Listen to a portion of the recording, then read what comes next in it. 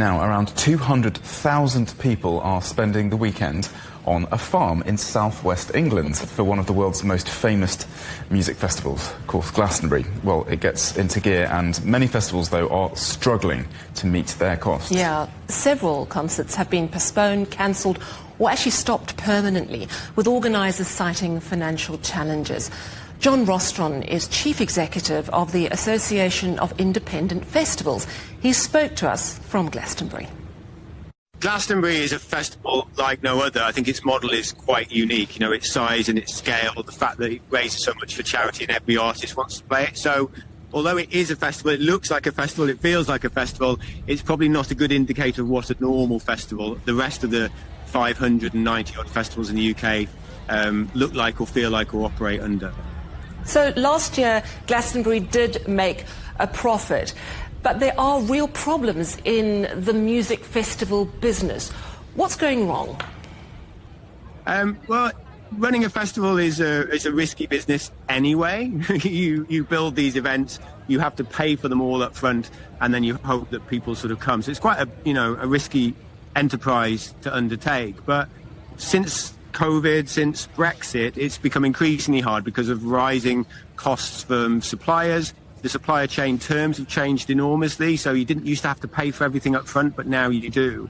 And if you're running an independent festival, most festivals in the UK are independent, it might cost you £1 million or £2 million to put 10,000 people in a field, and that's a very standard size, and very few people have that kind of money to hand. So that makes it really hard to pull your event together through the year and get your gates open and get over the line. So is the industry growing, stagnating or dying? The festival sector's had a really tough time of late. We've lost exactly 250 festivals that we've counted since the pandemic. The worst year was last year, 78 went last year, 40 have already gone this year. So we're seeing a sort of levelling off.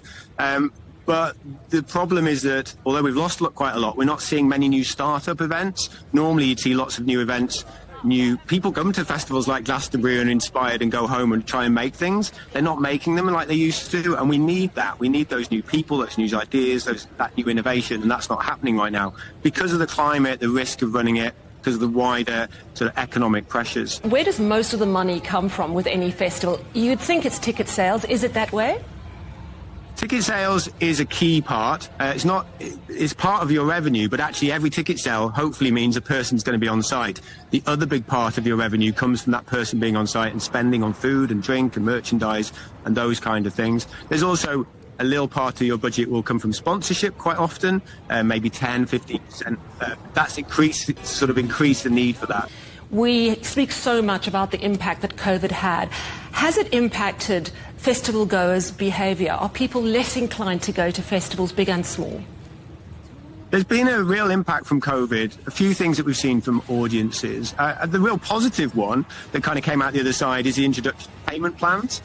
Audiences came out and they were a bit sort of more nervous about where they would commit their money. So we introduced payment plans in festivals, and now every festival has payment plans. The uptake has been huge. Probably 40 or 50% of tickets are sold on these monthly instalments. Difficult part has been particularly with Gen Z.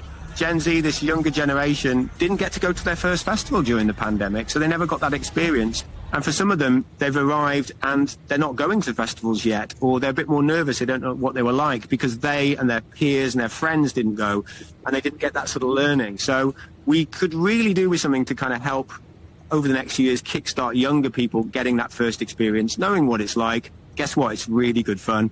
And then they would sort of come back and develop into a wider festival audience.